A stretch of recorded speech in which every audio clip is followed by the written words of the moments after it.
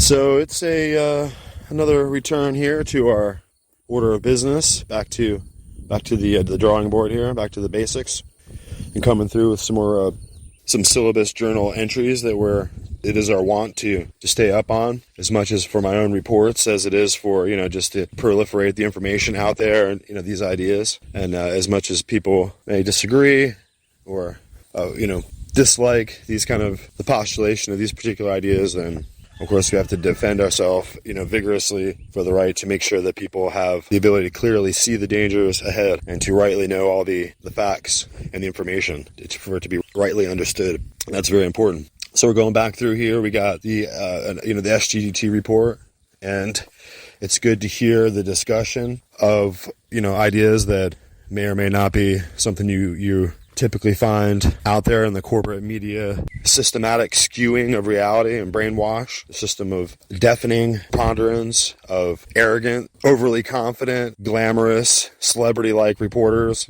on the TV, earning $1 million salaries with their super slick mass marketing, propaganda, media presentation that they do.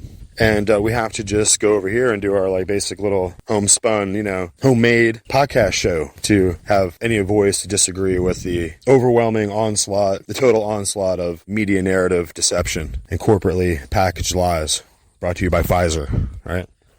Well, we're not. And we are, we never did take any Pfizer drugs in our lives. Hey, man, when we were young, then we go out there, and I'll tell you what, if there were them back in the day when they had those MDMA beans, boy, we would go to the club and just get so hammered, and we would roll and laugh so hard. And then, you know what? We never ever did take anything from Pfizer, ever.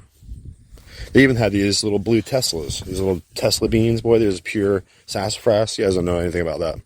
I mean, it has to be natural. If it's not natural and pure, then the hippies won't take it, okay? Trust me. And if the hippies have it, and then blue Tesla ones, boy, whew, tell you what, I don't know where those things came from, but that was good medicine, right? For your soul and mind. For just for an outing for a weekend one time, good. Pfizer? No. Don't take anything from Pfizer, guys. Don't take anything that can just destroy your soul and mind and body and rot out the little pituitary glands and little things inside you that you need to actually be able to perceive the world properly, right? Let's be real. So, but we carry on with our show here with all due diligence, and it's important that we go back through and recognize that the trans radicalism in America, apart from being just a different kind of mommies, there was two mommies and no daddy. Kind of like separate lifestyles of, adults that live privately or whatever. But the trans radicalism is like weird perverted dudes who have somehow got themselves a boob job and are chasing you down the street, everywhere you go. And so that's a totally different kind of thing than respecting people's private lifestyles and private lives, right?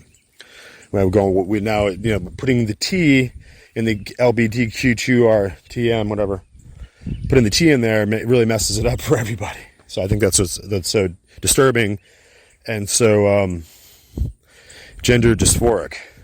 I feel the gender dysphoric just sweeping through the nation, and it's people are not happy to just have their own deviated, perverted, disgustoid lifestyles all on their own. They have to go and make sure you watch and accept it, and your kids have to their eyes have to be forced open like Clockwork Orange, where you have the machine and you sit there and you force their eyes open with the little metal thing, and you make them watch it even though they're trying desperately to turn their head away. and it rots out their soul, you foist it on them anyway, right? So that's what the trans agenda is doing to really wake up America. So America is not going woke, but the American people are awakening to the fact that the extremism of politically institutionalized perversion in the federal government is the end. It is the end of America on a biblical level and on a sociological level and epic level. And we've been talking about the whole time how horrible the tyranny is in America and how it's going to lead to roundups. Small at first, let them go take them. Oh, I wasn't in the Oath Keepers. I wasn't a Proud Boy. Oh, good. I emailed them once, or I looked it up online once, but I wasn't a part of their group, so I'm safe. I'm safe.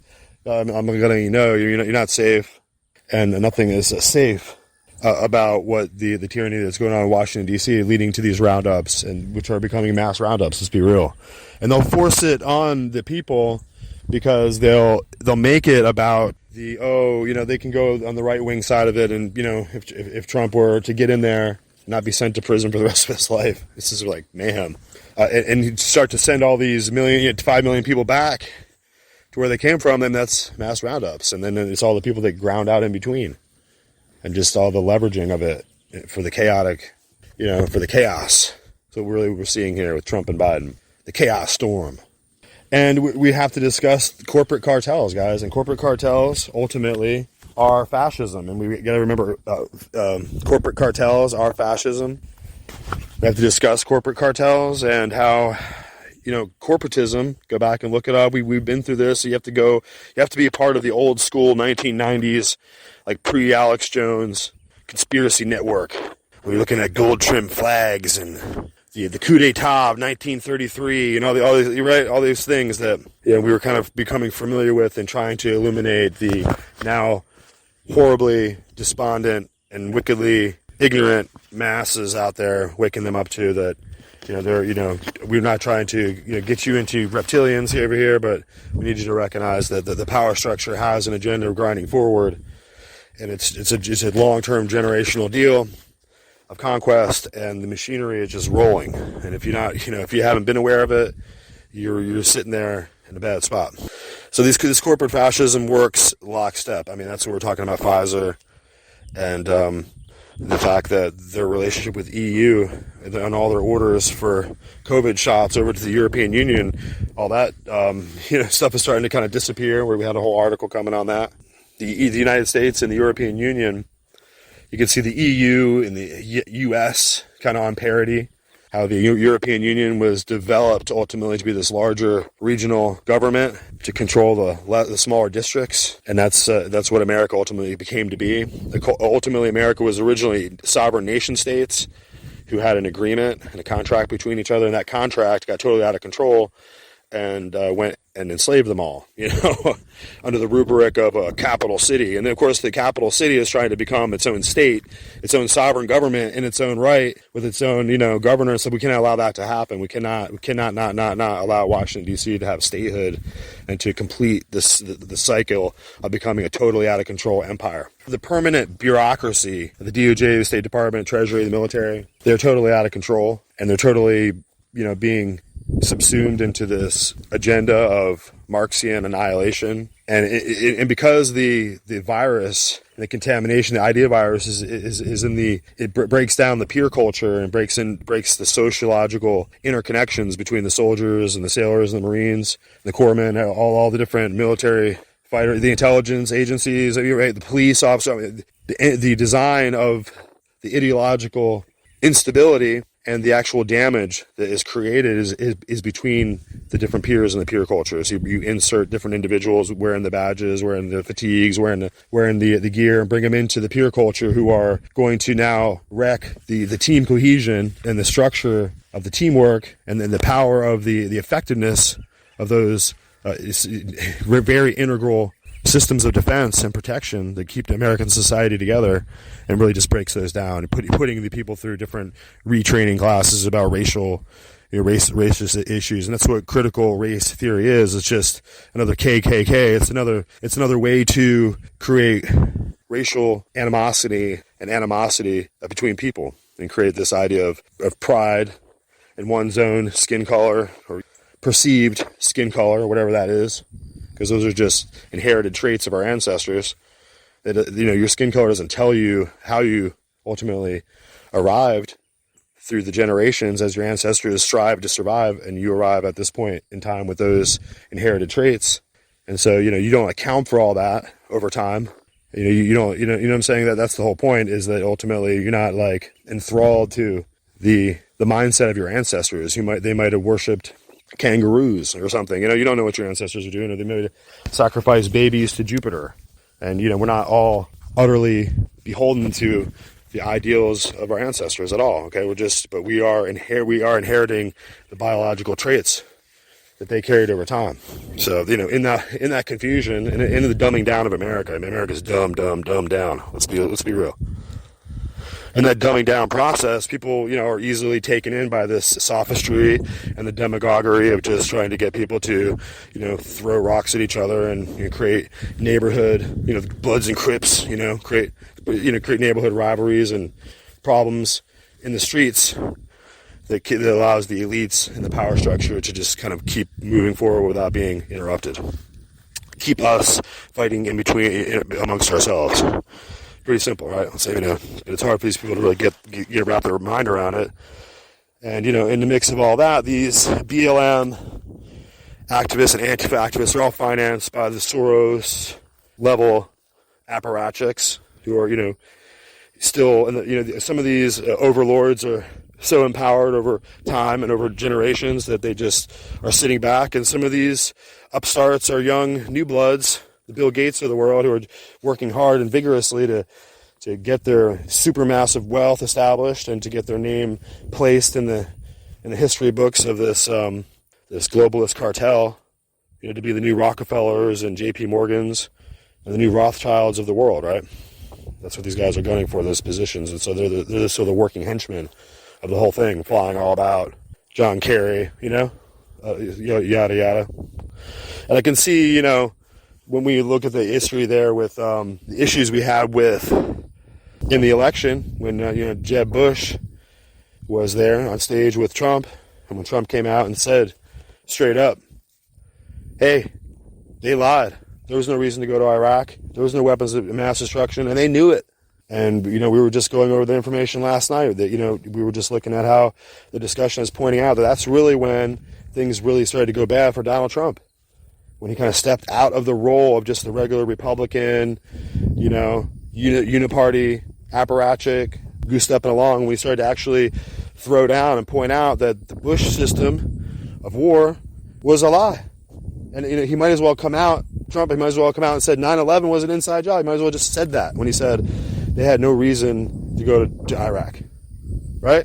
So we'll go do more on that. It's just running through my mind now, and it's kind of like I can see it so clearly historically. And ultimately, as we're talking about this administrative fascism, it really goes back to like we just said, the Harrimans and the Bushes and the Knights of Malta. And their new chase for deriving new help into the knighthood orders there in Skull and Bones at Yale. And that's really with the Harriman and Bush connection and Prescott and all that. So if you don't know about that, I just switch back over to the porn or whatever it is you do with your time.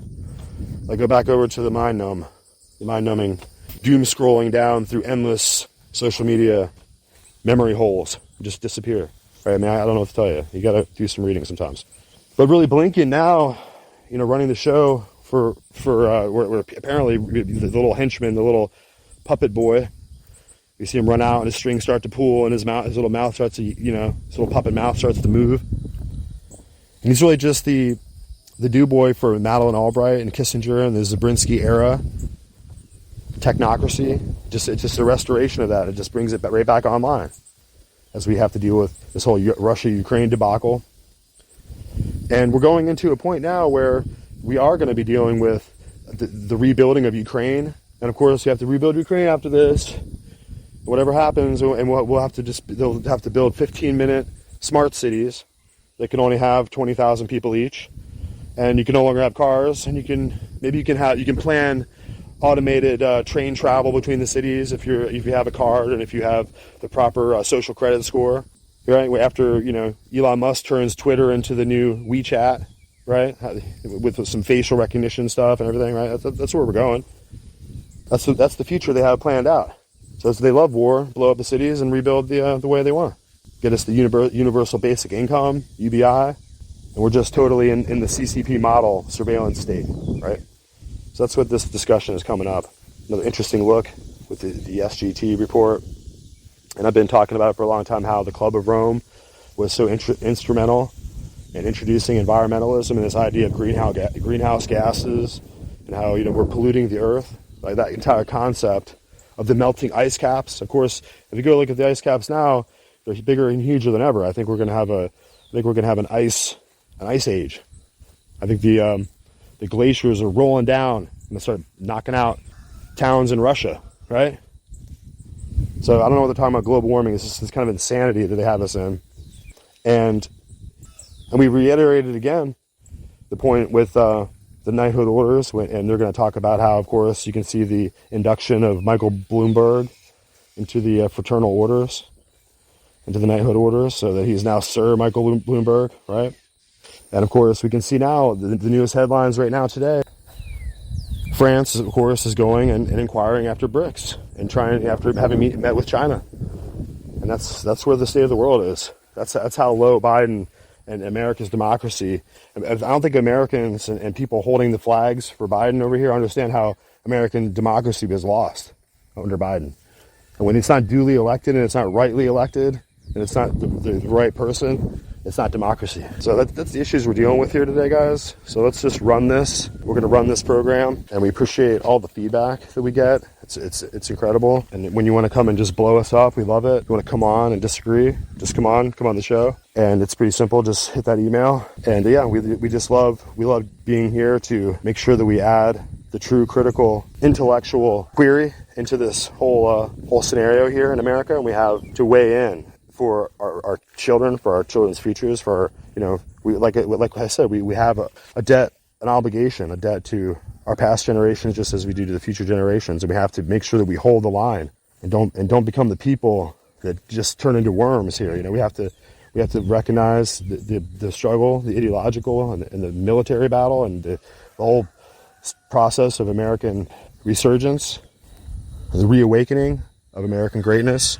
And not American greatness in the sense of just having some kind of nationalistic idealism, but the actual purpose for the founding documents of America's birth. So that the actual ideas of the independence and the declaration of it, the ideas of a constitution that we hold within ourselves as Americans and we hold true to, which is when you have a constitution, when you constitute those principles within yourself as a stronghold, those ideals are now the framework for the future government of your entire family and nation. We have to return to those values, and we have to return to the idea that the states in America have sovereignty. And we don't need to have Washington statehood. We need to have national statehood returned to the states in America, to their national status. Their status as sovereign nations. We really need to have a constitutional convention and get together and just get rid of this system of a central bank, which just has us totally on this debt fiat currency. So the future of America, no matter what, in the next 10 years is one of utterly, like I said, as we roll up, leaving 1933 and moving towards 2033, it's going to be an absolutely unimaginable now period of upheaval and tectonic instability and massive changes in the market. I think that the collapse of the dollar, I think going up as everyone realizes that all the people who are expecting to get payments, we were watching the stagnation of the Chinese economy, and now they can see that with Biden back in the White House, with Biden installed in the White House and selected by the uniparty power structure with the help of the CCP, corruptly, fraudulently, illegally, not the president, Biden, is ultimately that the consequences of that, of now that huge slowdown, the huge economic chaos and the economic losses and the collapse of economic power is now going to fall to America and on America, rather than where it should be, which is we were under Donald Trump, we would have witnessed the resurgence of America at this time, rather than the sudden the breakneck meteoric fall and collapse of America. So with that, let's carry on. We've talked about this a lot. There's that old adage, men go mad in herds and only return to their senses slowly and one by one. See, the good news about all of this greenie insanity and the trans insanity is it is waking people up, people who otherwise would not have questioned this stuff. I'll give you an example. These lunatics in New York want to ban natural gas ovens and stoves. Yeah. And in California, the House of Getty, Gavin Newsom, House of Getty, well, he wants to ban gasoline-powered cars by 2035. So when this insanity starts to come home and hit people's pocketbooks, they wake up. And thank God for that. So I guess if you want, we can move on to the tyranny. That's actually a good segue to the tyranny that we're seeing here in the United States. You just mentioned it. Oath Keepers founder Stuart Rhodes sentenced to 18 years in prison for January 6th. All Oath Keepers was former and current police and military honoring their oath to the Constitution. That's all the group is, but the ADL will tell you those people are xenophobes. Those people are fearmongers. Those people are domestic terrorists. And it couldn't be further from the truth. But we only tend to see this stuff throughout history. 18 years in prison for walking into the Capitol on Jan 6th. We've only seen that in the past in banana republics. So I have been saying that we now live in a banana republic. And it's true. And by the way, when I play that clip from Stu Peters and Alex Jones, we are an occupied nation with an occupational government, they both agree. We are suffering through a coup. There was a coup of the U.S. government, and now we're suffering the repercussions, Harley. Well, I would argue the coup goes back quite a ways. It wasn't just the bringing in of Biden, because much of this was in place. The only thing that disrupted it was the election of Donald Trump. Right. And that's crucial because there's an opportunity to use the electoral process, provided people are awake. And by the way, Sean, something you said was quite interesting. The woke movement is waking up normal Americans. Big time. Because it's so bizarre. Well, big time. Look at Bud Light. Look at the Bud Light boycott. Anheuser-Busch is in a panic, and guess what? Because of the Bud Light boycott, Target has just turned tail and removed their entire welcome section to the Pride people right at the front of the stores. They've ordered all of that stuff to be removed and put into a footprint a third of the size in the back of the store because they were terrified that they were going to get the Bud Light treatment, which they deserve. And by the way, the only LGBTQ propaganda products that Target removed from their stores were one line of gender non-binary, satanic-themed children's clothes. It's not a joke, by the way. Created by somebody who uses they-them pronouns, of course, and who on their Instagram account says that they, of course, worship Satan and that Baphomet is their idol because Baphomet, of course, the idol believed to have been worshipped by the inner circle of the Knights Templar, is the ultimate icon of gender non-binaryism. By the way, guys, y'all know I used to work for Target Corporation for 10 years in the marketing department. It was a great company back then. I left in 2008. I assure you, it's a far different company today. All these companies that go woke, Harley, deserve to go broke.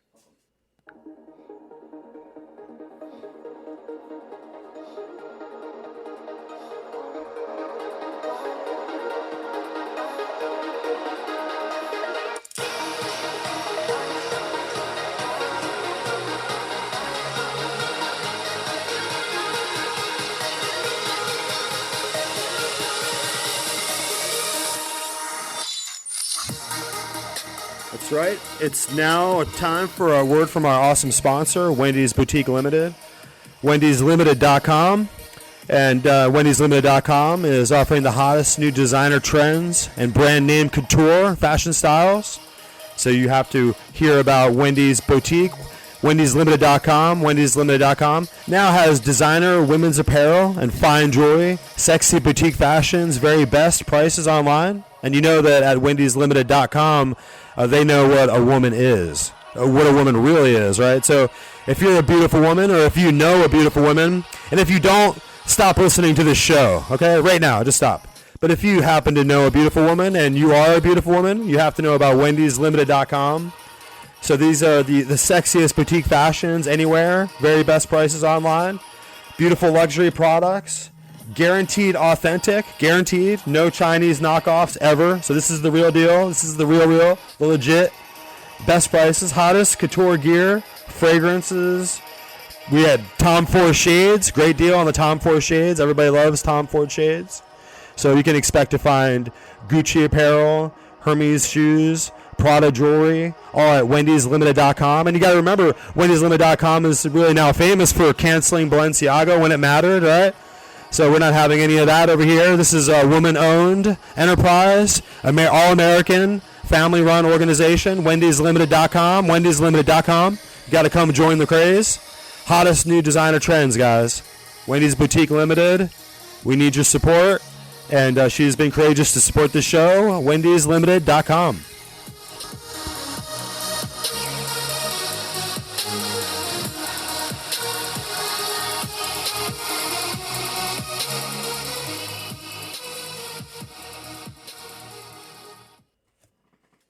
Well, I've been talking a lot about what I call the disinformation industrial complex, or DIC for short.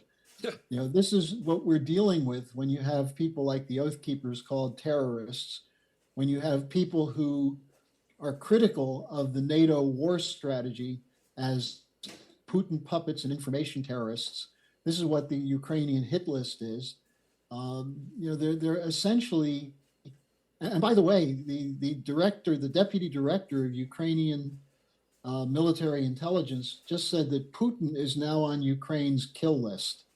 So, you know, who are these guys to talk about terrorism? And, you know, the irony here is the people that they're going to start rounding up and jailing are the ones who are fighting against the Nazis. The tyranny is coming from the corporate cartels. And this is a key point that I just want to make sure people understand. Fascism doesn't come from nationalism.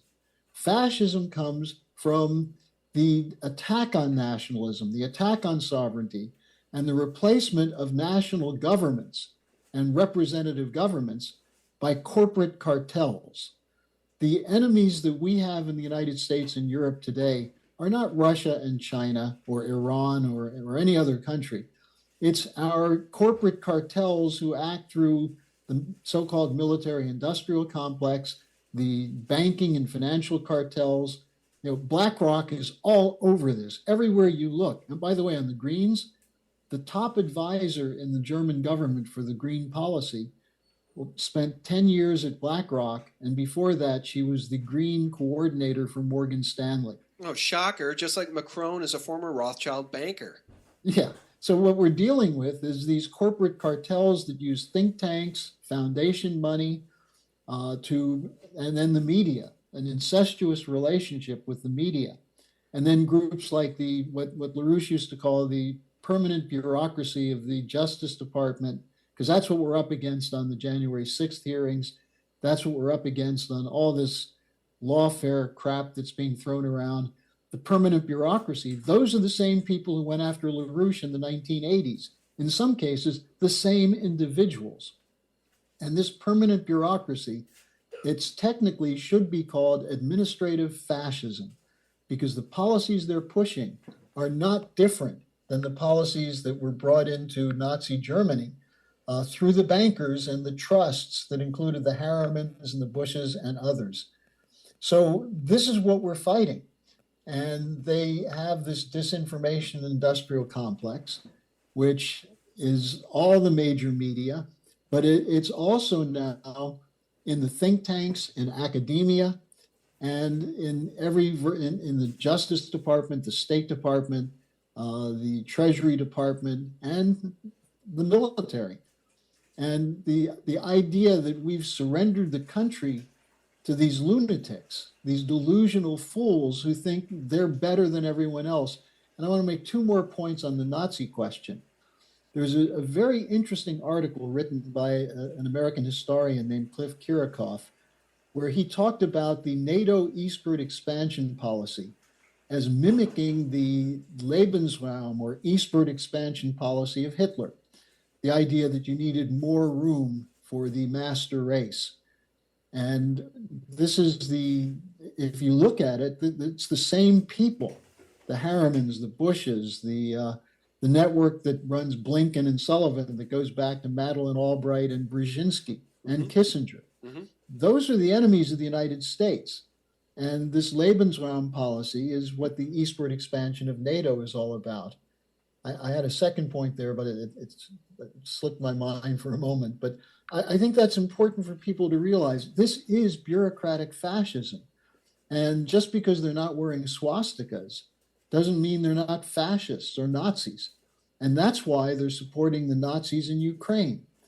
And then they turn around and call their opponents right-wingers, racists, extremists, and wasn't it Biden who said we're dealing with a nation of right-wing Nazis?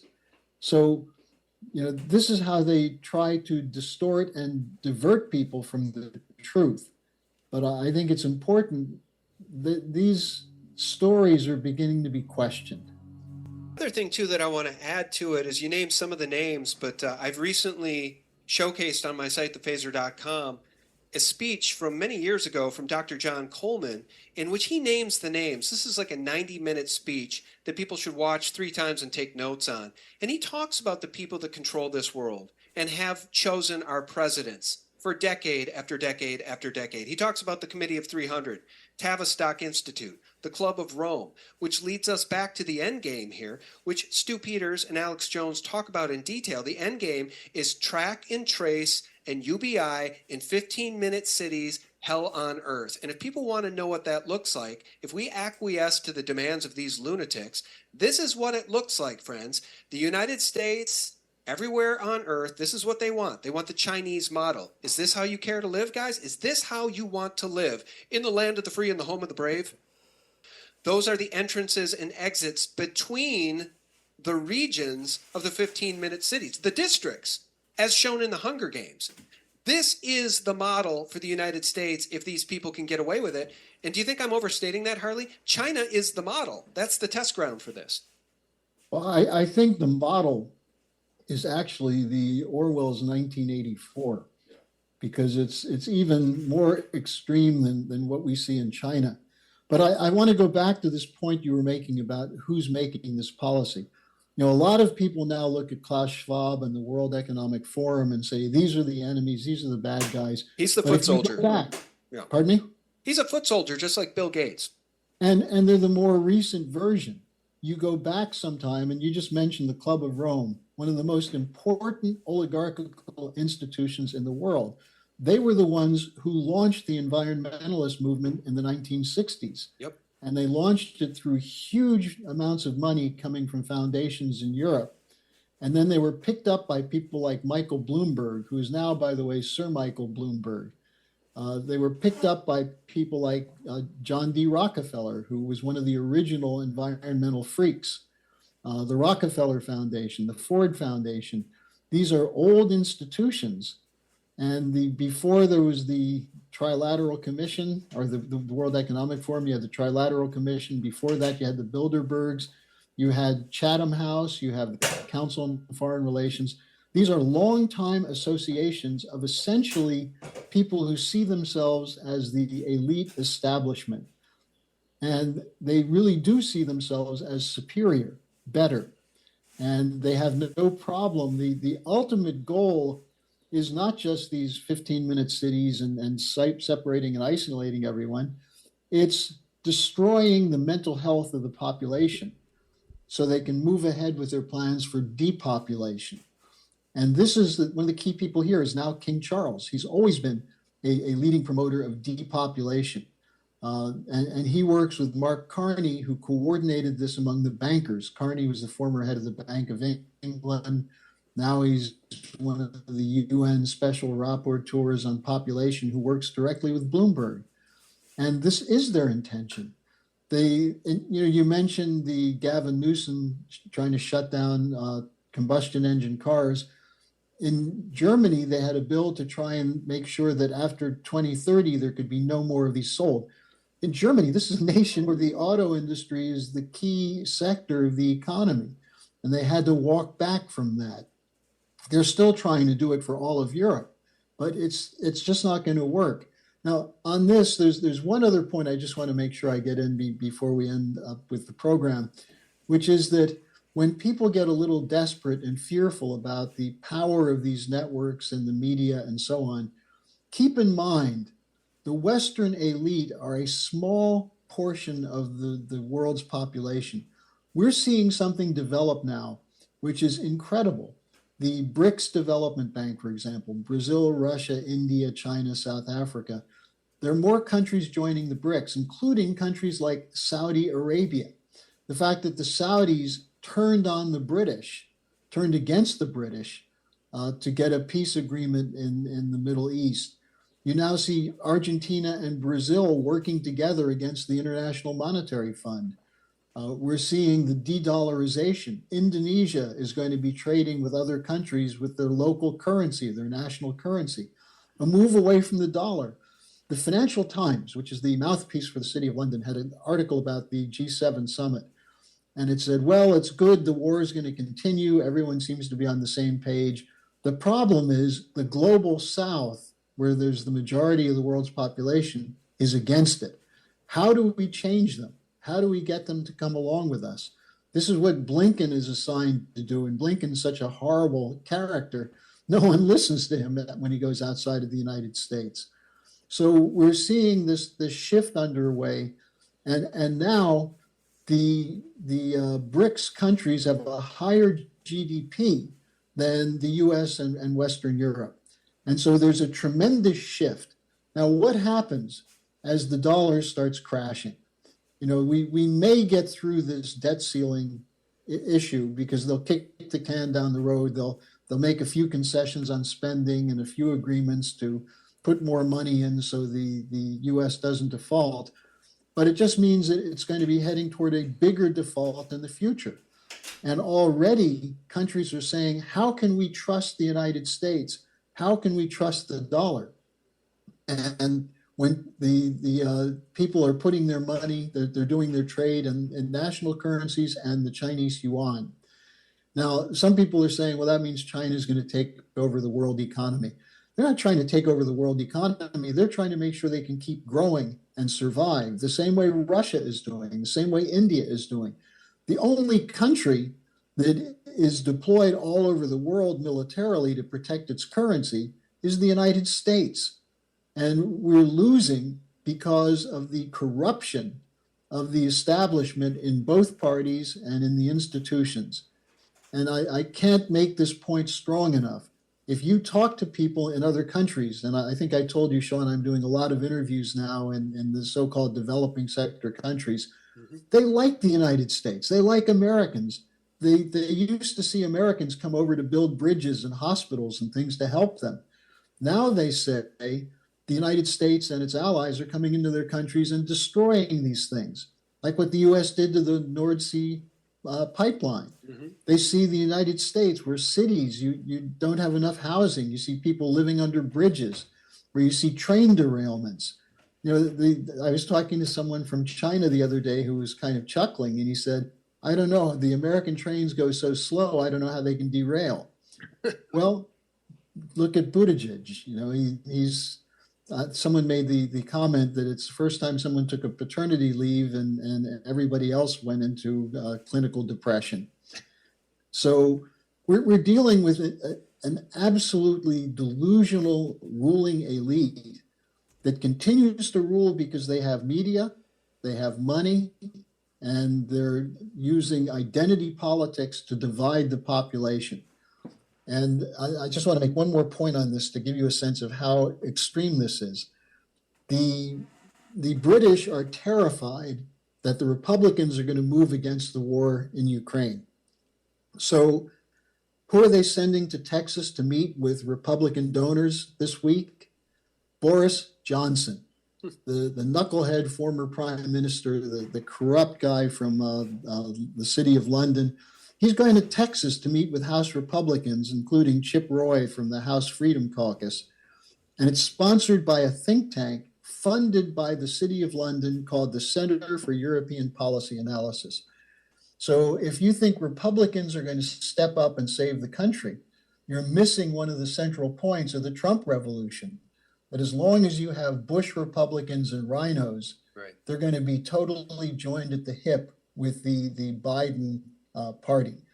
And so this is why we've got to have a mobilization to drive these people out of politics. So we'll just cut in right there, and of course our guests here on this particular audio clip and this podcast, SGT report, pretty good. We got to go back and check it sometimes and see what kind of good stuff they're putting out. But yeah, no, the real issue that we're missing here is he's touching on all the important points. He's pointing out about the uniparty and the connection between right and the left, with Clinton and Bush, for instance, and Obama, all kind of amalgamated together in one team against the United States and against the people of America. But the other thing here, he's pointing out good, and necessarily and wisely the infiltration of papal orders and the importance of nobility in this time and place. And I think we here in America, in the America bubble, have forgotten how important our status as free men and as independent individuals with political liberty and fiscal and economic sovereignty here in the United States. So we have freedom, and we don't care what happens with the royals and all the nobility over in Europe and how all those power structures and geopolitical entanglements affect people's lives out there in the world. We don't care because we're here in America and we have democracy, right? We have representative popular government and we have a constitutional republic, yada yada. But as those things begin to diminish, we're going to find out that the importance of nobility as an unbroken chain of control in the world and these bloodlines are very important. And we're not talking about some kind of Fritz Springmeier Illuminati bloodlines. We're just talking about the regular nobility family lines, people who are passing on who become a duchess, the Duchess of York, or the Baron of Sussex, or whatever. All these different countries in Spain and Portugal and in England and France, they all have these vestiges of imperial power, right, that rests in their bloodlines and in their family lineage. And so at this time, those particular things have gone onto the wayside and gone into the back burner, are not particularly in focus in our lives here in America, but everywhere else in the world, those are really important titles. So, once you get up into these knighthood orders, you're in the Order of the Garter, the Order of Malta. You have the Spanish knighthood orders. They're papal knighthoods, like the Order of the Calatrava, or the Order of the Santiago, or the Order of the Alcantara, right? These are different secret papal orders. They're of Spanish descent. Of course, we're more familiar with the Templar orders, the Knights Templar, and they survive on in the Scottish Rite. If you were unaware that the Scottish Rite Freemason lodges have a high order of the 32nd degree, I believe. It's a high order of the Knights Templar order. So you can see that once you finally ascend to the highest levels of the Scottish Rite, you find out that there's secretly the ongoing, a centuries-old extension, the revival of the Knights Templar. So these are chivalric orders who allow men to ascend up to become noblemen and maybe even to eventually become wealthy private landowners and landlords of royal descent, right, in their countries. Here in America, we had a papal knighthood order. The Knights of Columbus was established. And of course, you can connect that with the District of Columbia. So the Knights of Columbus and the District of Columbia have something very much to do with each other if you do your research. The Order of the Golden Fleece, right? On and on. There are all these military knighthood orders. They're papal orders because the survival of these noble bloodlines and these royal military orders of nobility, their authority is established by the papacy. So it's the Roman papacy who gives the divine right of kings and the divine right of royalty, the noblesse oblige, the ability for these higher bloodline families to be blessed by the prelates of Rome to have their magical sorcery to make them the rulers, right? So there's no voting, there's no democracy, there's no choosing the direction of your government. The royal bloodline families will have children and they will rule over you. And you're nobody. You're not a free man, you're not an independent, you don't have a declaration of independence. What do you think a declaration of independence is? It's a declaration of political separation from their entanglements and their presupposed authority over us. So there's the King of England, King Charles III, right? Here he is. And his whole existential purpose is to have the authority and the dominion to rule over all those, the common people that are under his dominion. And that includes us here in the United States. So that's what that means. we rebel from that authority, and that authority is still over there going strong. And he's like, oh, I'm a Protestant king. That doesn't track, guys. That's not working, because if he is a Protestant king, then he wouldn't need to rely on the blessing and authority of the Jesuits out of his Church of England, right? The Anglican Church. It's just another extension of the Vatican.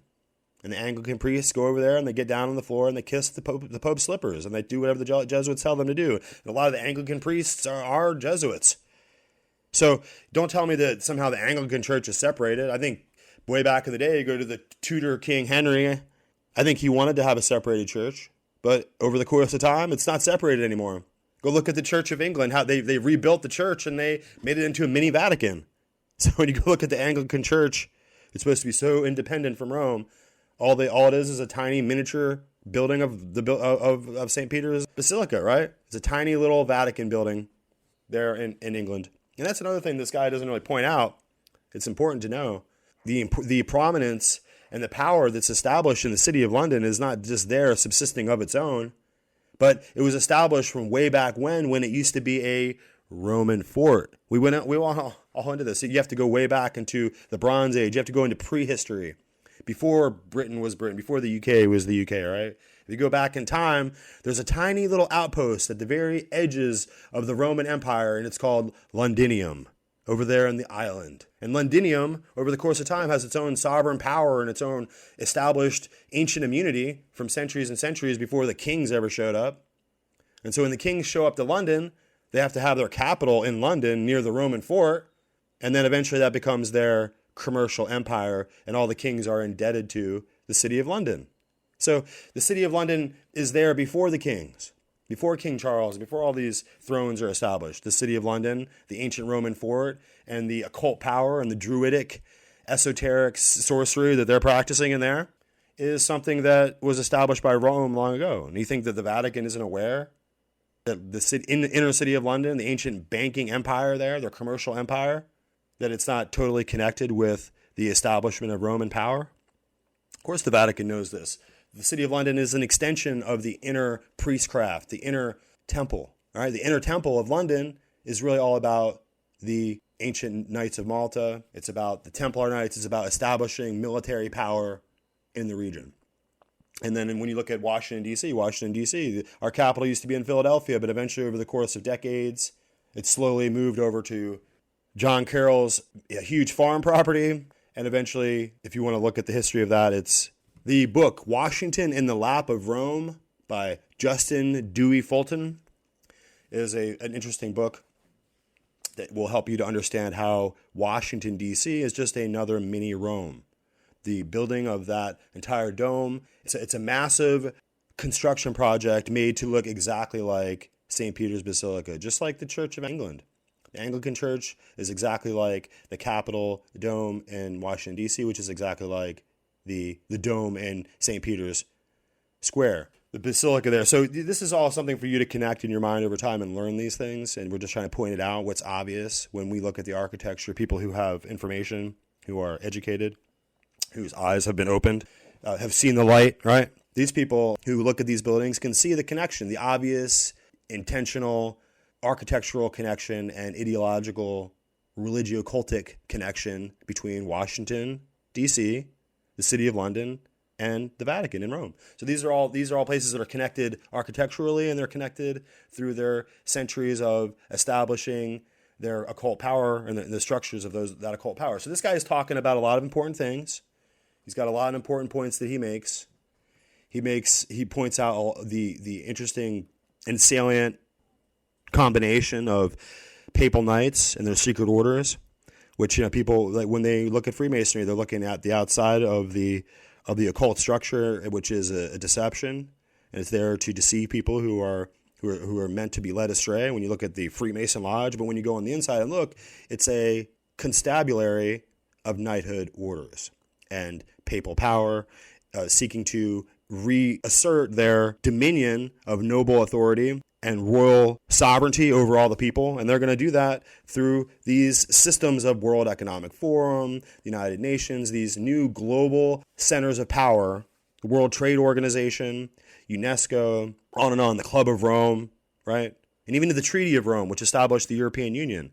It's an important thing to understand, the Treaty of Rome, how it connects with the Club of Rome, how they're using this ideology of supposed saving the planet and this idea of polluting the planet and all this greenhouse gases. All these pseudosciences are there to ultimately bring the American people and bring people of conscience around the world who are just living their lives back into the control of a new dark ages, a new serfdom. Right? You have to look up the book, The Road to Serfdom. Right? The road to serfdom. We're on the road to serfdom. We're going to be back into the hands of the uber elites who are all becoming knights, right? That's why he said Bloomberg is now a knight. These men are all they're being inducted once they serve. Like John Roberts in the Supreme Court, we always point that out. He went over to Malta when he finally showed his true colors and showed that he was going to disobey and do something that was against what the American people really thought that he was in his own thinking. When he was going to betray the people and betray the trust, he flew to Malta, and there he was inducted. He becomes a Knight of Malta, and he enters into the order and to this secret club of total power that will ensure that he survives in the coming wars, right? In the coming catastrophes, his name will be on the short list to be carefully carted away. And you can see the same dynamic in World War II, and no one believes it. Everyone believes that Hitler shot himself. Yeah, that really comports. That tracks.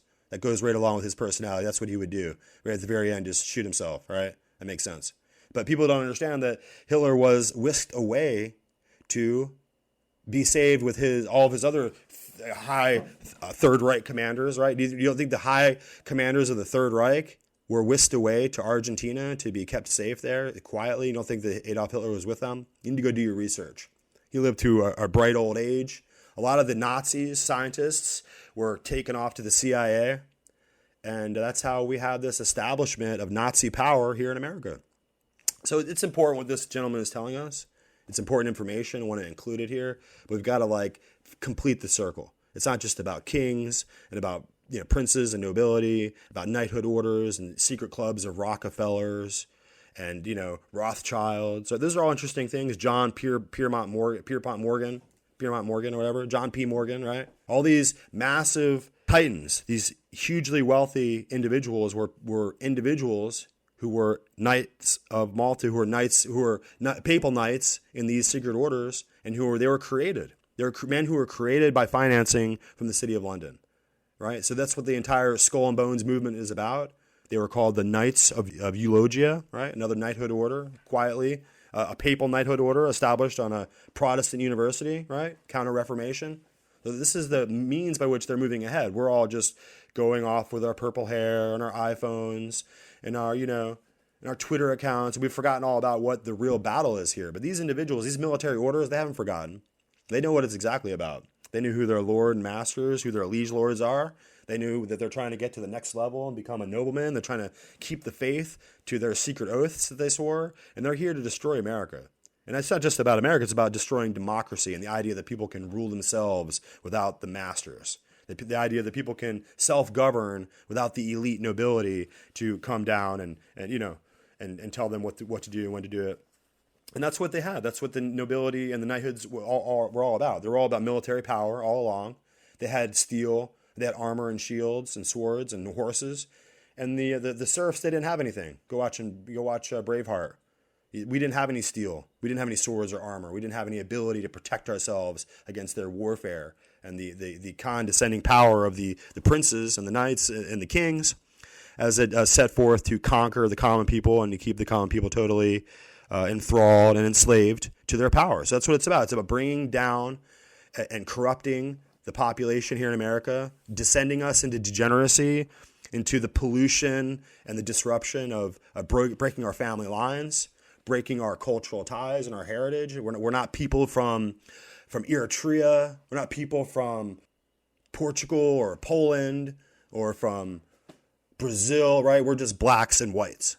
That's how you lose your entire cultural identity in your history, is when you just accept, I'm a black and white now. Well, where was your cultural ancestry? Where were you from before you became a black and white? Oh, I don't know. I think maybe Sweden or Uganda. I don't know where I'm from, but I'm a black and white. That's what you have to understand about what they've done to you and how they've descended you into the propaganda and the madness and the dissipation of losing your entire hereditary inheritance, right? Understanding who your parents and your forefathers and your grandparents were, what their intentions were, why they came to America, how they came to America. Did they come here willingly? Were they brought here by the force of ships enslaving people to the empire? And so, like, once again, America is not in the crosshairs of that. You have to go back to Islam. You have to go back to the Pope of Rome, who sanctioned slavery for 1,000 years. And you have to go back to the British, who actually had the shipping empire that allowed for people to be carted all around the world, because America didn't have the ships to do it. And Islam had the religious devotion and the religious commandments that they have to behead and enslave everyone they find, right? Until they all worship Allah. So that's where the slave trade came in. Of course, the Pope didn't resist that. He just went along with it. And they enslaved half the world. But don't blame America for that. Okay, America was the one, it was the country that was the Protestant defender of people who were enslaved. It was the Protestant Reformation itself that brought about the ideological currency that we needed to have the bravery and the moral righteousness to fight against slavery. And that's what we did. So the idea that we're now going to lay all the sins of that on America, who's only been around for, not even 200 years, just a little bit over 200 years. So our effort here is just to point out that, and to fulfill the gaps in this guy's knowledge here, what he's telling us. And we have to look beyond just the outer organizations and the first layer of secret fraternal orders and chivalric knights who are just really the henchmen. They're really just the minions and the doughboys of the higher system of control here, through which Kissinger and Brzezinski all worked for. They were the working men. They were the engineers who took salaries and took payment and accepted the authority of this power structure to do the work for it. Right? And then they planned out these imperial strokes and these new steps by which we're entering into a technocracy, a totally ubiquitous dungeon of cyber enslavement. So this is the algorithm ghetto that we're all going to be entered into. And it's pretty soon you have all these debit cards and you have all these, you swiping your card, you're putting in your code, you're looking on your phone app. And pretty soon, whenever these systems have total control over us, they'll be able to delete us and destroy us remotely. When most people hear the name Bill Gates, they think of his work at Microsoft on climate change or vaccine initiatives. But it's Gates' investment in a different field that's now drawing attention: agriculture. Last year, it was revealed that Bill Gates owned more American farmland than any other person on Earth. With food prices soaring over the last year, Gates has been using his growing influence in the industry to urge Americans to embrace a new form of sustenance: synthetic meat. In this episode, we revisit a Sunday edition of Morning Wire that took a closer look at those behind the anti-meat movement. I'm Daily Wire Editor-in-Chief John Bickley with Georgia Howe. Here to discuss the so-called war on meat and Gates' prominent role in it is Daily Wire senior editor Cabot Phillips. Cabot, first, we talked about this topic last summer, but quite a bit has happened since then. Yeah, if anything, the war on meat, as many call it, has only intensified in recent days. A number of cities have advanced measures to implement, quote, meatless Mondays in the name of student health. And last month, New York City Mayor Eric Adams vowed to reduce the city's so-called food emissions by 33%, in large part by cutting meat products from public meals to supposedly fight climate change. Those moves come as a number of prominent health organizations have labeled meat detrimental to public health and called for plant-based alternatives. But lately, we have seen some pushback from the scientific community. We talked earlier this month about the Dublin Declaration, a paper signed by over 1,000 scientists from around the world, which touted the benefits of meat consumption and reaffirmed its nutritional value. Now, most people probably aren't aware of the fact that the largest farmland owner in America is Bill Gates. First, tell us about how he's amassed all of this land. That's right. As of last year, Gates owned roughly 250,000 acres of farmland across 19 different states. There are 70,000 acres in Louisiana, for example, for corn and cotton, another 20,000 in Nebraska for soybeans. One of his potato farms in Washington is so big that you can literally see it from space. Wow. But it's not just the land itself that's drawing attention now, it's also how the land was amassed. Gates and his ex-wife Melinda quietly began purchasing large tracts about a decade ago, and they often used shell companies to try and hide the fact that it was them. For example, in 2018, a company with just 2 employees in a small town in Louisiana purchased $171 million worth of farmland in Washington state. But it was later discovered that the company making the purchase was actually controlled by Gates. That, along with a series of other large land purchases, now has more people than ever asking questions about just what his plans are with all that land. Now, this isn't the first time Gates has gotten involved in the farming industry, though, right? Yeah, he's no stranger to the world of agriculture. In the past, as part of what he called efforts to combat global hunger, he invested heavily in agricultural technology, specifically in companies developing genetically modified organisms, or GMOs. For example, in 2010, his foundation purchased $23 million worth of stock in Monsanto, the now infamous agrochemical corporation. But in recent years, he's shifted away from just acquiring shares of farming companies to acquiring actual farmland itself. And that is significant, especially because it comes at a time when he's also viewed as one of the world's leading climate activists. Yeah, how does Gates' climate advocacy play into all this? Well, that's where an interesting overlap starts to emerge. While climate change activists historically focused on reducing greenhouse emissions by cutting back on fossil fuels, in recent years, they've turned much of their attention to cutting back on meat consumption, especially red meat. In the past, the fight against meat was typically waged by animal rights activists, but now it's increasingly coming from climate activists. They claim that cows are an inefficient food source and harm the environment by consuming precious water reserves and emitting CO2 and methane. The growing idea among many in the scientific community is that red meat may have been necessary when options were limited, but now that humans have access to so many alternatives, we should be seeking out food that's less harmful for the environment. And Gates has been totally on board and really leading that message. And all this dovetails with his public messaging on meat consumption. Exactly. At the same time that he started amassing huge swaths of farmland, Gates has also become one of the most prominent voices in the world against meat. He's called it a threat to the environment and says that in order to combat climate change, we must move to alternatives. And in his mind, those alternatives are synthetic meat or plant-based meat. In one interview last year, for example, he said, quote, "All rich countries should move to 100% synthetic beef. You can get used to the taste difference." He's also said that the push towards synthetic beef was so important that even if people don't adopt the shift willingly, government coercion could be necessary. Speaking to MIT's Technology Review about his latest book titled How to Avoid a Climate Disaster, Gates said, quote, "Eventually you can sort of change the behavior of people or use regulation to totally shift demand." Here he is in another interview further explaining his position. You said rich nations should move to 100% synthetic beef. Yes, unless we can make the cow zero emission, which, I'm not sure we can. We do need to get rid of those emissions. And, it's not going to happen overnight. The scale up and the innovation still required there is quite large. What sort of public reaction have we seen to Gates' involvement in this? So there have been two main sides forming. Some have praised his climate activism, saying that Gates is just trying to educate people about the potential dangers of meat reliance. They perceive his intentions to be purely philanthropic and say that billionaires like Gates should be exerting their influence on culture in pursuit of the greater good. But others have remained skeptical and questioned his motives. Specifically, they point out that he really stands to profit from the two main alternatives to meat, which are synthetic beef and plant-based meat. Let's dig into that more. Tell us about plant-based meat. Yeah, plant-based meat is created with a mix of legumes like soybeans and lentils, as well as potato starch, pea protein, and other vegetables.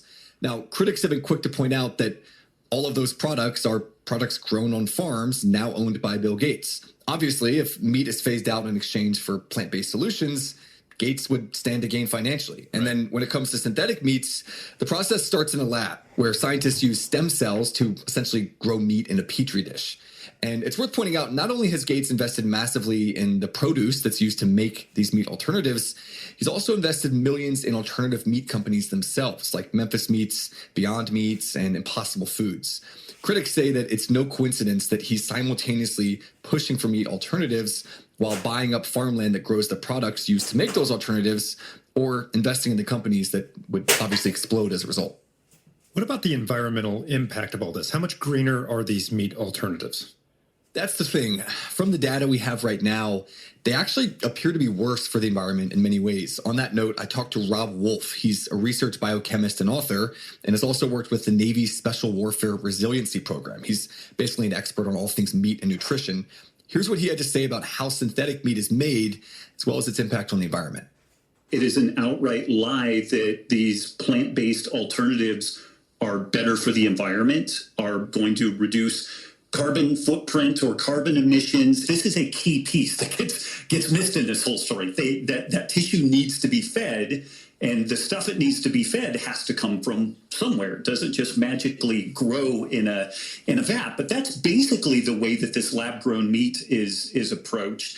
And this is one of the things that's so remarkably silly about it being sold as a climate change benefit, because we have a lab. Yeah, all of the carbon footprint that went into building that lab. That lab environment needs to be temperature controlled. It needs lighting. The funny thing is when you look at these meat alternatives, they say it's good for the planet, but they never, ever, ever show you what's called a life cycle analysis, which is basically looking at all the inputs, all the outputs, and then comparing and contrasting those with, say, like conventional meat and pasture-raised meat. Despite those concerns, the scientific community has really gotten on board with the call for meat alternatives. And it's interesting, if you look at the timing here, the call for cutting meat that's come from a lot of climate change activists has coincided almost perfectly with many in the scientific community going after meat from that perspective. The growing message from many scientists is now that diets high in meat are unhealthy for humans, and we should move away from meat, not just for environmental reasons, but for health purposes. Again, critics have argued that that message from the scientific community could have more to do with fulfilling climate change goals and serving their own self-interest, and less to do with the actual science on meat and its nutritional value. Yeah, what about that, the nutritional value? What does the research say about beef consumption?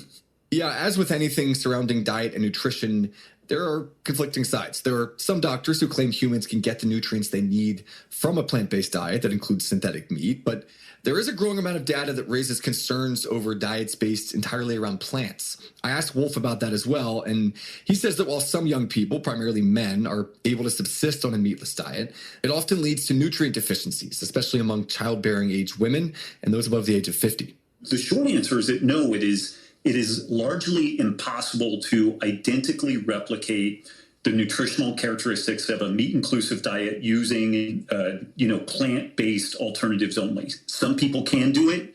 The American Dietetics Association, American Medical Association have made statements that vegan and vegetarian diets are appropriate for all stages of the human life cycle, and there's absolutely no data to support that. This is a completely non-evidence-based claim that these folks have made. And it's interesting, according to Wolf, there's often pressure within the scientific community to avoid saying anything positive about meat because it could detract from the climate change movement, which, as we mentioned earlier, is calling for meat to be removed from our diets. He says that questioning the science on meat and its impact on the environment can often result in being outcast from the mainstream. We need a nuanced discussion around climate change to I'm a Holocaust denier in all of about, 3 minutes. And I think that academics are terrified of getting, labeled in this way with cancel culture and everything else that's going on and these kind of McCarthy era witch hunt type things that happen in academic circles. Even the people who know better on the science of this topic, they're in a really difficult situation. To that point, there are also those who say that pressure from the scientific community to wage a war on meat in the name of saving the environment has resulted in a number of skewed or misleading studies on the topic. For example, take the Global Burden of Disease study. That is the authoritative paper on overall worldwide health each year. It's very influential in the healthcare decisions of countries, especially regarding their food policy. In 2017, the study claimed that diets high in red meat pose almost no risk of death. But just 2 years later, in 2019, that same study claimed that meat-heavy diets actually kill well over 1 million people globally each year. The study claimed that meat-heavy diets killed 36 times more people in 2019 than in 2017. There was a huge spike in the number of deaths they attributed to meat-heavy diets in just a 2-year span. Critics say that such a dramatic change in the data over just a short period of time raises red flags, especially because it coincided so closely with this new environmentalist push to reduce meat consumption during that same time period. They say it's not a coincidence. And it's also worth noting that study was sponsored in large part by the Gates Foundation. So seems like a direct line there between the scientific community's messaging and Bill Gates. Definitely appears that way. All right, Cabot, thanks for providing this deep dive for us. Anytime. That was Daily Wire's Cabot Phillips, and this has been a Sunday edition of Morning Wire.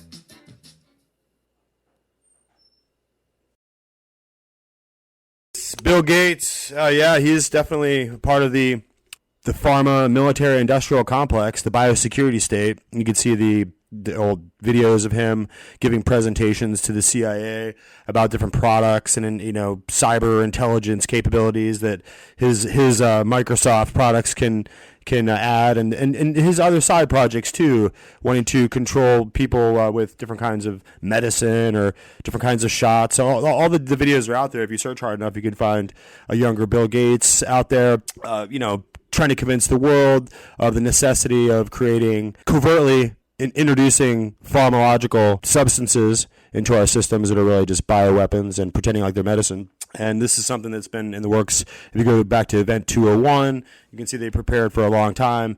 And, of course, the exposure of Bill Gates with his ties to Jeffrey Epstein and the Epstein pedophile island atrocities that were committed, literal crimes against humanity there. Of course, Bill Gates was an attendee and a good friend. And of the exposure of Jeffrey Epstein himself is really just a CIA cutout who was there just to be the person responsible for dealing with the children, the CIA sex children. They're there to, the sex islands, the pedophile islands are really just tools of the CIA. And those are things that are being exposed as we go forward. And it's something we need to get on record. And these utterances and discussions that we have now are really more for the people in the future who are going to be terribly worse off than we are by magnitude of degrees that are, incomprehensible. The people, the ignorance level, the total control over devices and the information control over corporate media networks that are going to absolutely lock people out of any kind of real substantive knowledge or any kind of true fact, and just totally controlled 1984 Orwellian newspeak and a total control of the information from day to day, and really over your minds and over your ability to have any kind of courage to speak the truth and say, wait, this isn't track, this isn't jive up, this isn't the same, this is all inconsistent, this is high level casuistry, and so this is a high level crafted deception by the government. And this is all captured elites, right? They're all working together. The elites of these different organizations, the high-level CCP elites, they're conspiring against their population to control them, to box them in, to starve them out, to weld them into the building so they starve to death, and whatever they want. Total, absolute, unmitigated control. And that's what Washington, D.C. is trying to achieve here. It's an absolute, total dictatorship of the elite over the common people, and it's a separation of the two there, and people like Hunter Biden and Joe Biden are really kind of in between. They're kind of scummy, low life, pretentious, reaching elites trying to get an extra $5 million if I sell out my country. Those kind of like quibbling weaklings are not really part of the elite, right? They can be cast down. They're like the Jeffrey Epsteins, the Hunter Bidens, all the same. And they could all be, they can all be put in a room and just murdered and done away with. They enjoyed their time. They got their millions, and they humped a bunch of prostitutes with the crack stem. Oh, they had their joy for a little while. Now it's time to put them away. And so the big show can carry on. So that's what this is really about keeping the big show moving forward. And this is about internationalism and getting the world back to what it was before there was which really resulted from the Peace of Westphalia, the Westphalian Treaty, the Westphalian nation state that divided up the world. It divided up the Vatican Christendom of total global ubiquitous control over every nation and people everywhere. Right. So this Westphalian development, this Westphalian Treaty said that these different nations over here had the right to proclaim their own sovereignty and territory, and it was a result of their victory in war, of course. They get to claim this right of their own, right? This Declaration of Independence is what the Westphalian Treaty really was, against the dictatorship of popery, which said that they could come into your country and choose your king and set up the Inquisition and burn your people at the stake and tax your people to death. And if you didn't like it, they would just send the Inquisition after you, and you would be arrested as a heretic. So that's the kind of absolute ecclesiastical megalomania that was being put to the sword and being fought against, and that resulted in the Westphalian nation state that said these people over here could be Protestants, these were Protestant kings, these are Protestant freemen, and that would ultimately lead, that was a result, of course, of the Protestant Reformation, that push and that fight for independence from the papacy and total Roman power over all the church and state. Throne and altar, right? All subjected to the Pope. Well, after Westphalian nation state was established, of course, this was no longer true. So this destruction of democracy and this destruction of the nation state and independent nations to be subsumed into this larger global government is all the work of the ancient orders of the papacy, the ancient orders of the knights, who are just trying to reduce the world back to total submission to the Pope, to a serfdom, to a dark ages where everyone is a common people who can no longer read or get real information, and they're just totally controlled by their devices. So it'll be a digital control.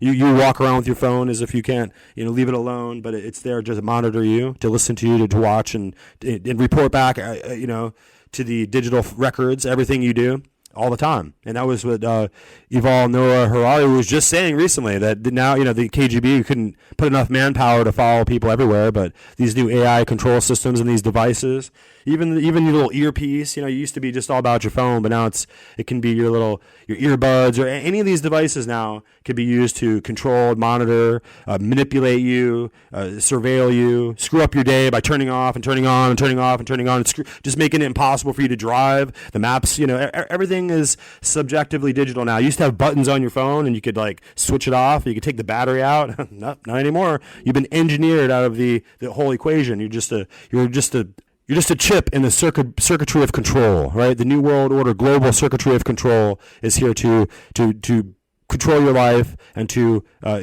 flag you and reduce you back to a common pleb, a powerless serf who no longer can go to your government, petition for results, or petition your government for any kind of grievance, or change the situation of the policies. There's no more will of the people. There's no more constitution. There's no more Declaration of Independence.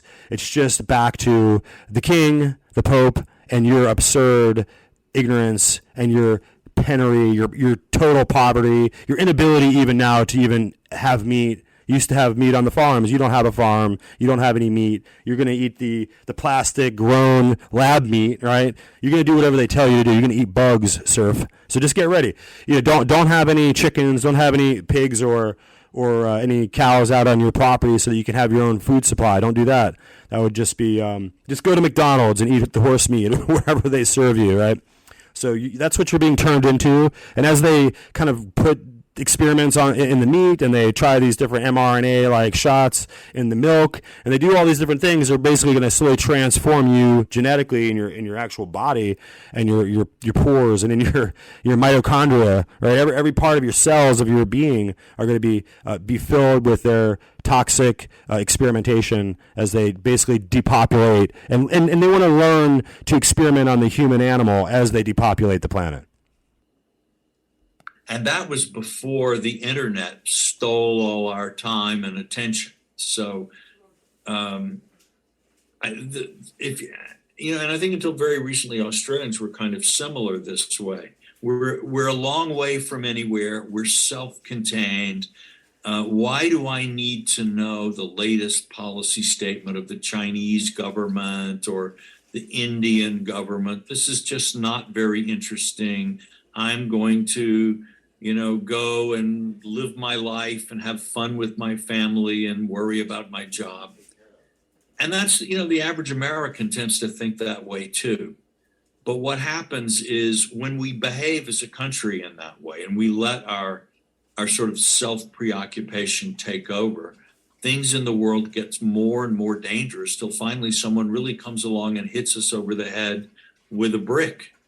At which point we wake up and we look around and we start trying to think about what to do.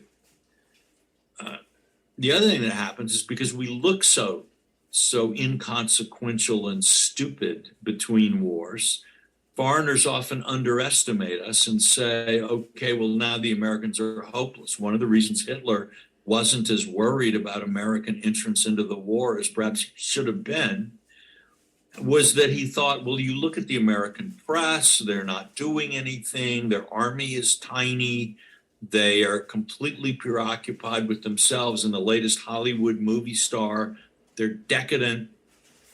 So we behave in ways that both make it possible for danger to rise overseas, and we give people overseas reason to think that we are so over the hill, so decadent, so self-preoccupied that it would be easy to take us out. Then they try, and then all hell breaks loose.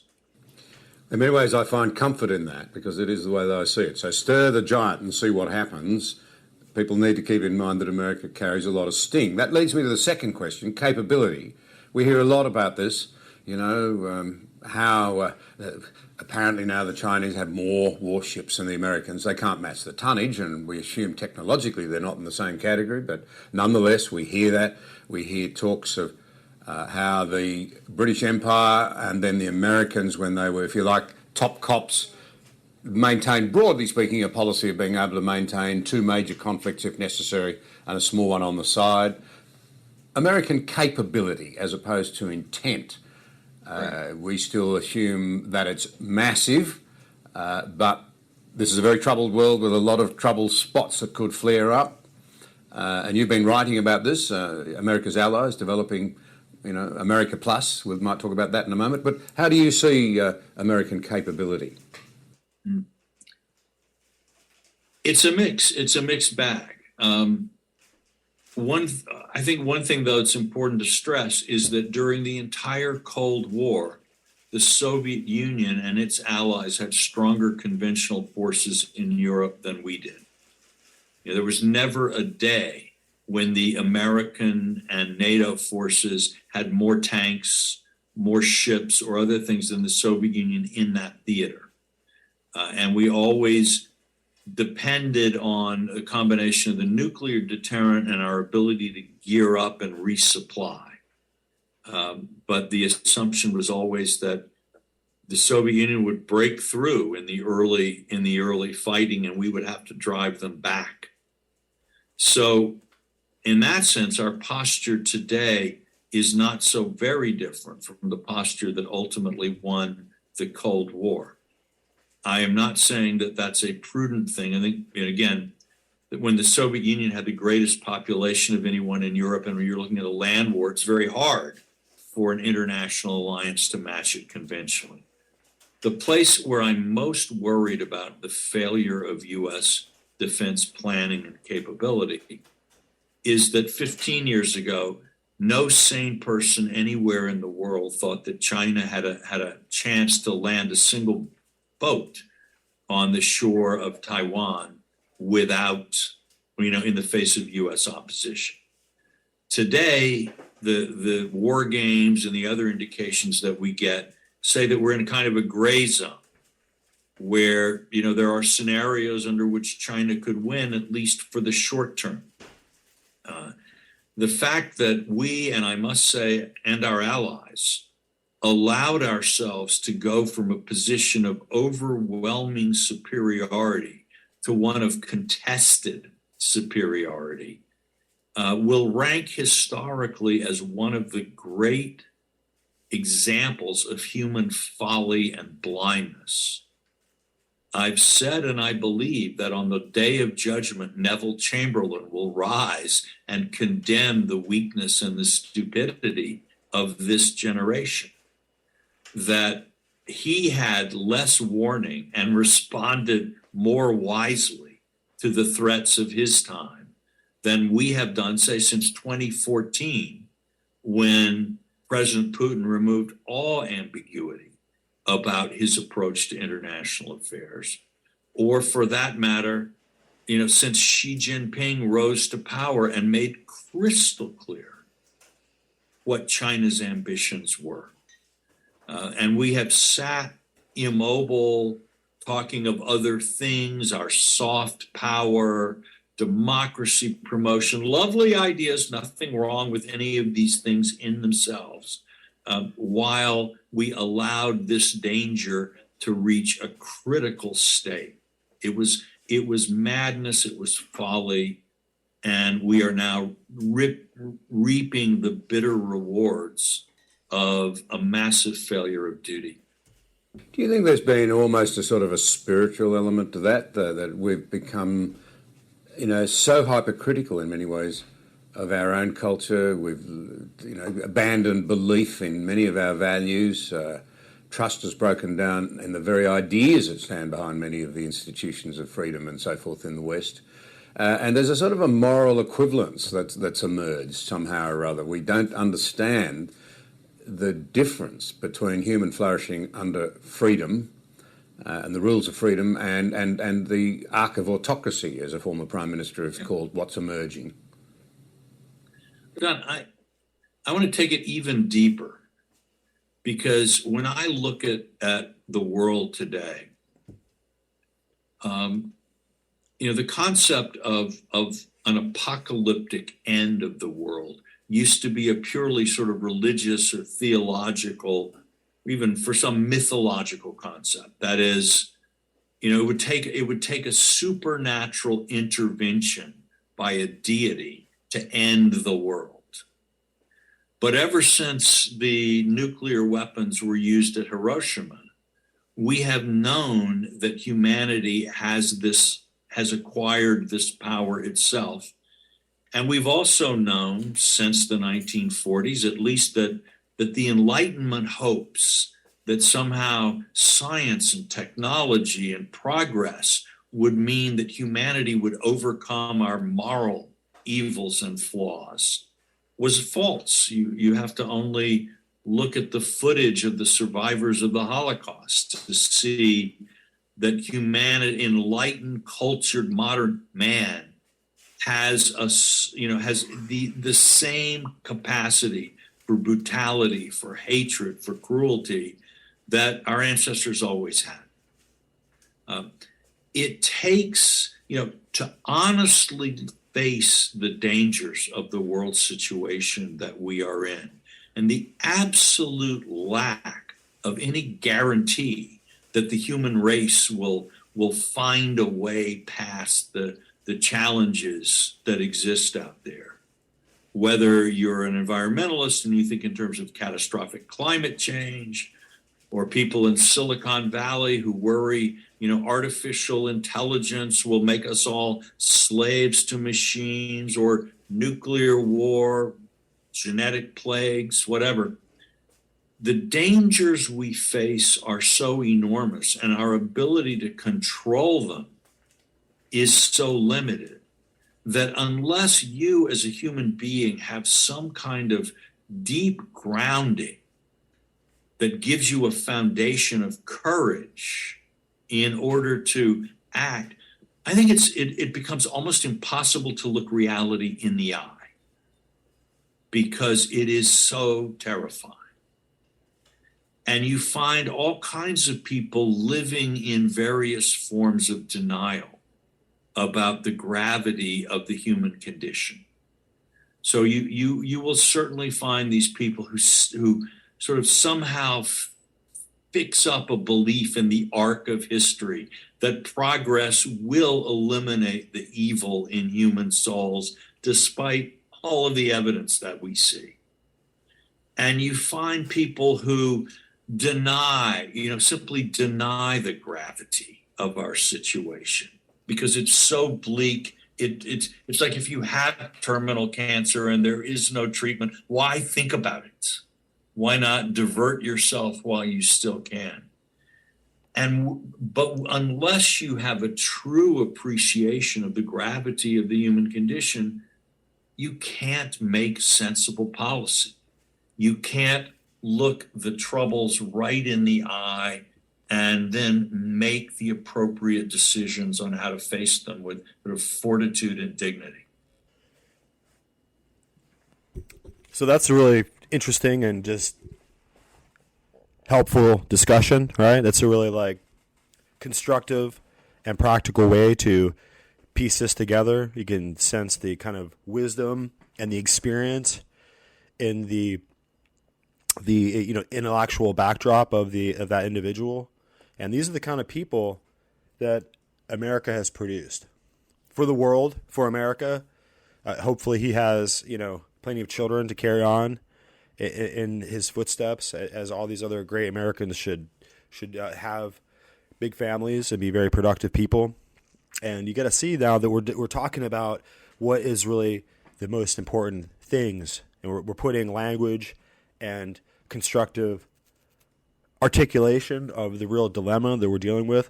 And we have to recognize that we as Americans have got to learn that every day of our lives and everything that we do and all the choices we make are not just about our own aggrandizement and enrichment and fulfillment, but it's really for the future survival of our national enterprise, for what it is. I mean, we don't have, it's like being in the ocean in a big blow up life raft, and you're in your life raft, and you don't have another life raft to jump to.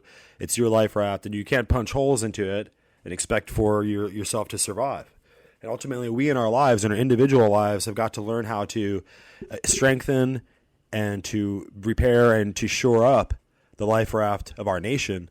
These other individuals in these other countries who are working for the benefit of these other nations have no interest in whether our life raft or our nation state is going to survive. In fact, if we don't survive, then they'll have all of our resources for themselves, right? So you can expect them to work against our survival.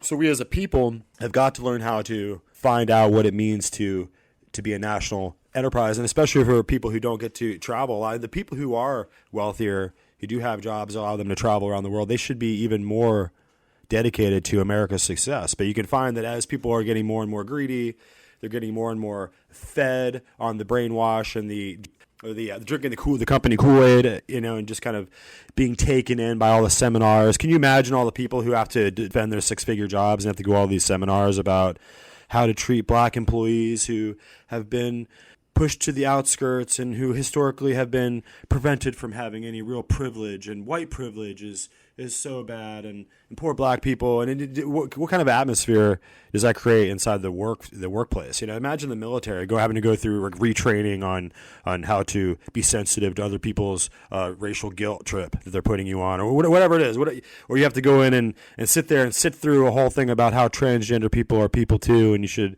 let them sit next to your children all the time, or whatever, let them in your classroom around your kids, and so there's this process of being diluted and kind of desecrated within your own mind, within the temple of your own conscience, as these people kind of retrain you and retrain you and retrain you to become part of this new global workforce, this globalist ideology.